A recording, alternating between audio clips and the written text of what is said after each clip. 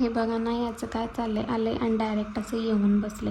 रात्रीचे 1 वाजले होते आणि मला झोपच येत नव्हती. आधीच केसांना तेल लावायचं होतं, पण कंटाळा आला त्याच्यामुळे लावलेच नाही. रात्री खूप वेळ झालता आणि मला झोप पण येत नव्हती.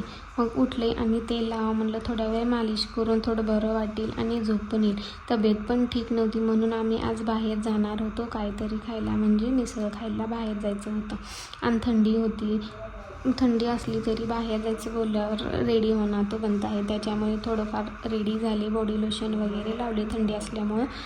आणि पुण्यामध्ये आल्यावर मी फर्स्ट टाईम जोगेश्वरी मिसळ खाल्ली होती. तेव्हापासून मला खूप आवडते. म्हणजे आधी मी खाल्ली होती पण जोगेश्वरीची याच्या आधी कधीच खाल्ली नव्हती.